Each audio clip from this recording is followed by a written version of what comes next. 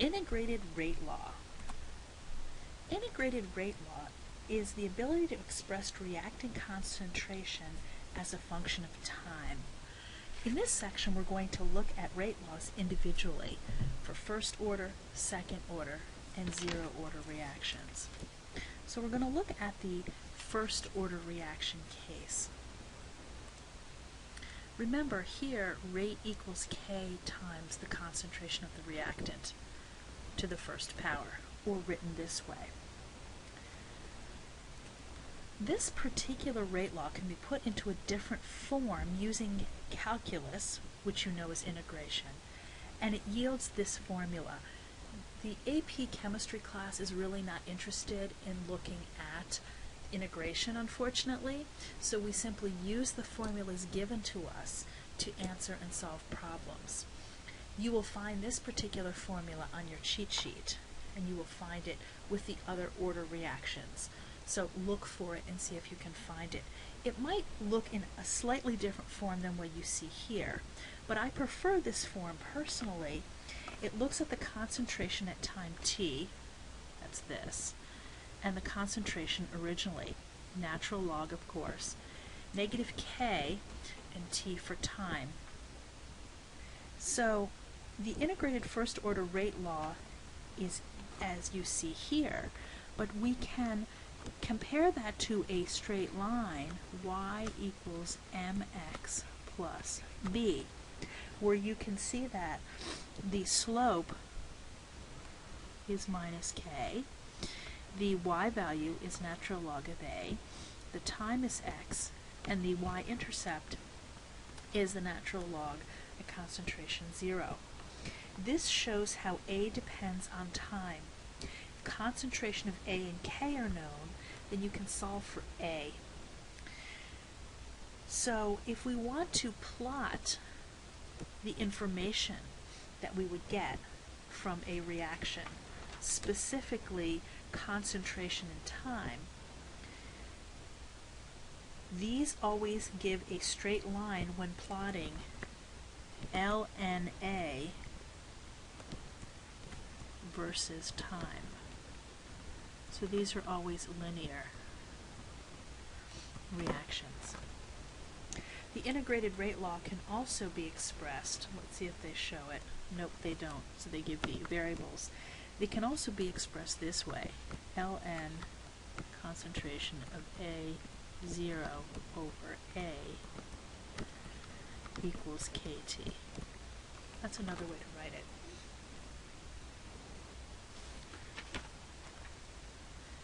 Notice when we're plotting the natural log versus time, you will see a straight line, just like I mentioned. We can also calculate half-life. Now we'll study half-life a little bit more in the next chapter about nuclear chemistry, but half-life is the time required for a reactant to reach half of its original concentration. Maybe I should write that down for you. The time required for a reactant to reach half of its original concentration.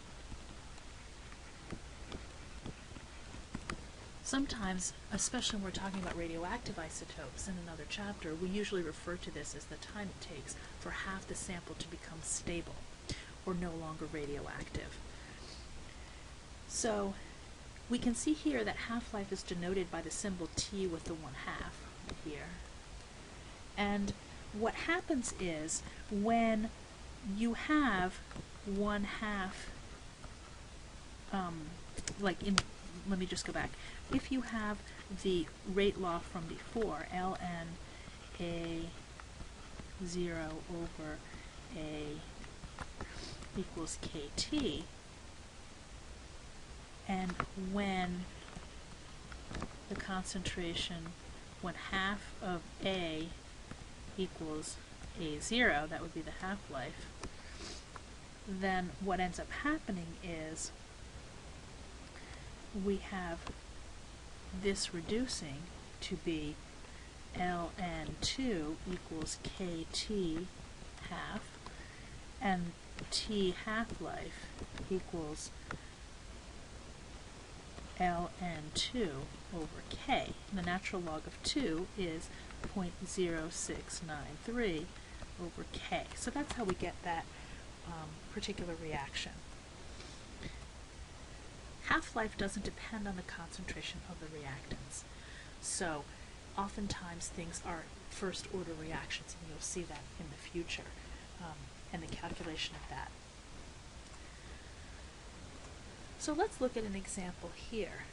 A first-order reaction is 35% complete at the end of 55 minutes.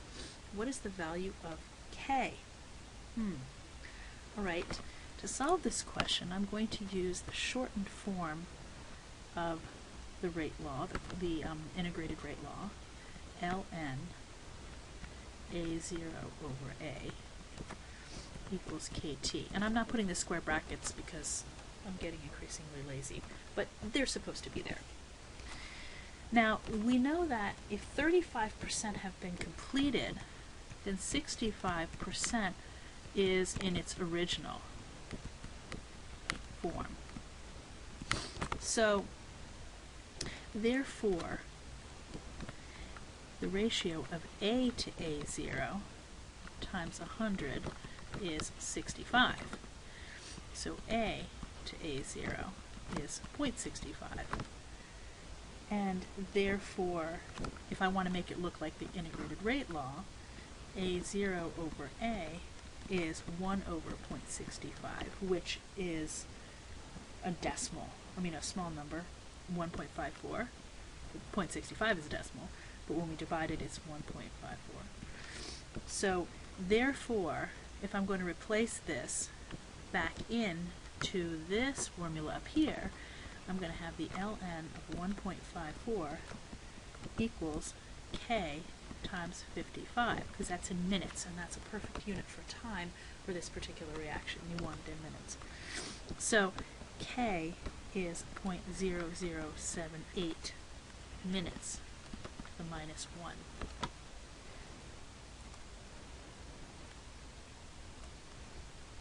And that's what they get. Now, you'll notice here the unit for rate law, or the unit for K, when using first order integrated rate law. The unit is always 1 less than, the minutes is always to the minus 1, but it's always 1 less than the opposite of the rate law. So it would normally be, for example, molarity to the minus 1 less than the order minutes to the minus 1. That's the unit of K. Now, if you forget that, you can certainly derive it. You just put it in, make the units cancel, and you'll find out that minute to the minus 1 is correct here. So, molarity is minus 1 less than the order. Now, this is first order reaction, so that means 0. So that's why there is no molarity number here. We'll see what happens when it's first a second order or 0 order, what happens there. But in this case, minutes to the minus 1 is a good unit. Alright, second order rate law. Here we have a situation where rate equals K, A to the second power. This is the integrated rate law. 1 over A equals KT plus 1 over A0. Again, you can find this on the cheat sheet in a slightly different form, I believe.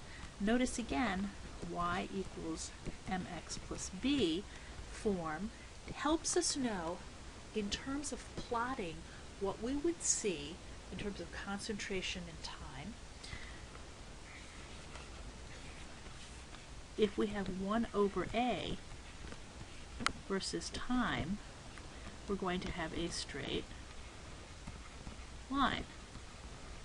If that's true, then we know it's a second order reaction. K, of course, is the slope of that line, and the y-intercept is the inverse of A0, or A0.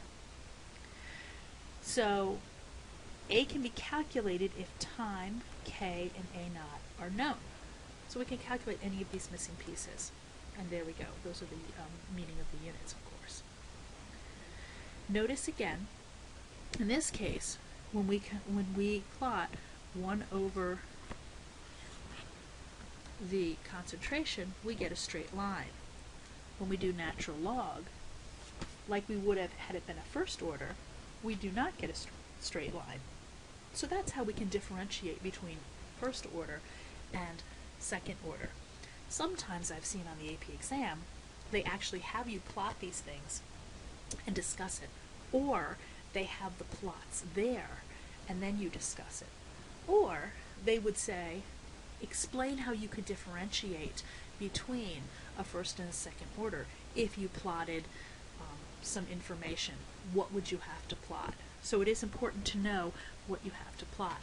The good news is, if you can put it in y equals mx plus b form, the formulas are given on the cheat sheet, you move it around so you can see what x and y need to be. So you don't really need to memorize it unless you really want to. So the second order half-life reaction is T to 1/2 equals 1 over K A naught, where of course K is the constant and A naught is the initial concentration of A. Half-life gets longer as the reaction progresses, and the concentration of reactants decrease. Each successive half-life is double the preceding one. So for a reaction A going to products, A naught is 5.0 molar, and the first two half-lives are 25 and 50 minutes respectively. Write the rate law for this reaction. Calculate K, and calculate A at T equals 525 minutes. Very common kinds of questions you will see. How do we do these kinds of questions? Well, you can see that, like it said in the previous slide, from one half-life to the other half-life, it doubles. And therefore, this reaction is a second order, so rate equals Ka squared. We then have to calculate K. So what we have to do is we have to plug in some information. I'm going to try using the half-life formula. I'm going to do it up here so I don't interfere with the answer that they will provide for us. T 1/2 equals 1 over Ka naught. And of course, we know the half-life is 25 initially, and 1 over K, the initial concentration is 5.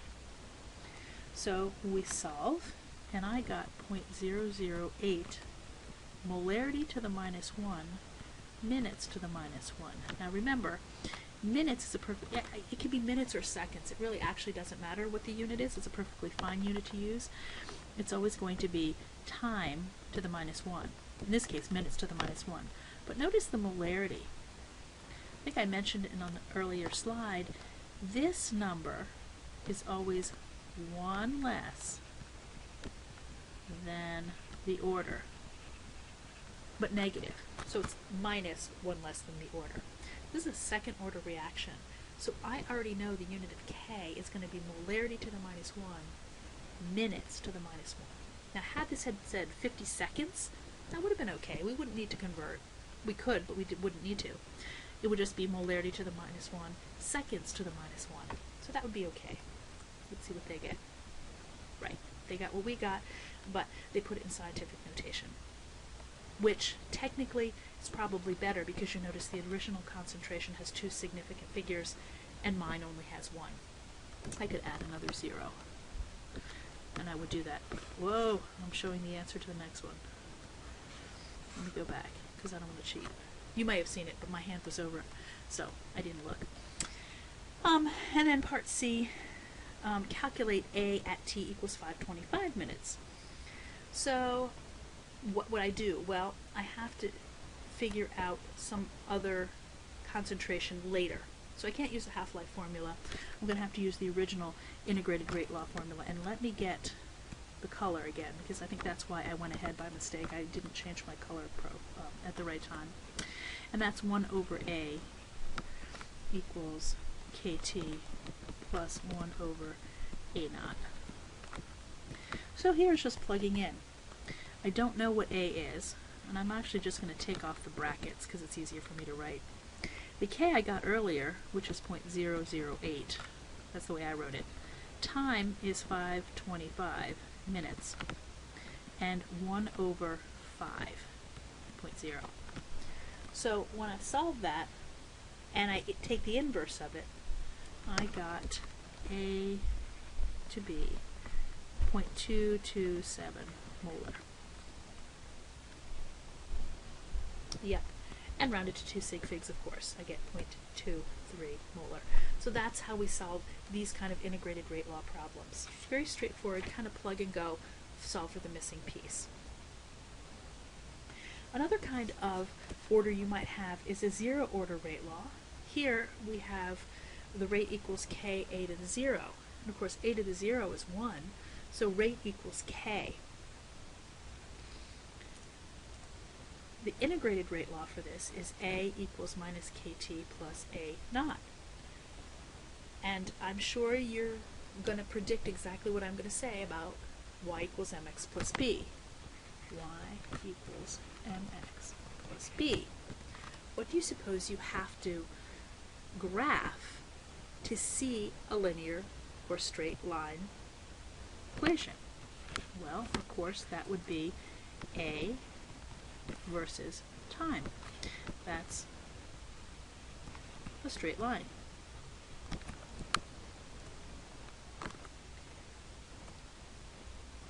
Here we go. Here's the picture of it. A versus time is a straight line. Notice they're all going down because over time the rate is slowing down because the reaction is coming to a conclusion. This is the half-life formula for zero order reactions. Half-life equals a naught over 2k. Half-life gets shorter as the reaction progresses and the concentration of reactants decrease. So how can you tell the difference among zero, first, and second order from their graphs? Well, remember, one time we're plotting A versus T, another time we're plotting 1 over A versus T, and one time we're plotting natural log of A versus T. If we plot all of those things given concentration and time, we can see which one's linear, and the linear one is either zero order, first order, or second order. Here is a really nice chart that you can also find in your textbook. It has a really good summary. They show you the integrated rate law, and you notice how it's in the y equals mx plus b form. They also tell you the plot needed to give a straight line. They tell you what the slope is, what's the importance of slope, and then the half-life formula. All very helpful as you go and do these problems. So find this chart in your book and perhaps refer to it as needed. So this last little section I'm going to just read and then leave for you. I'm not going to solve this one for you. Consider the reaction A yields products, where A naught is 5.0 molar and K is 1.0 times 10 to the negative 2. Assume the units are appropriate for each case. Calculate A after 30 seconds have passed, assuming the reaction is zero order, first order, or second order. So I leave that for food for thought for you so you can do some other practice and try to figure out, can you get the answers that are listed here?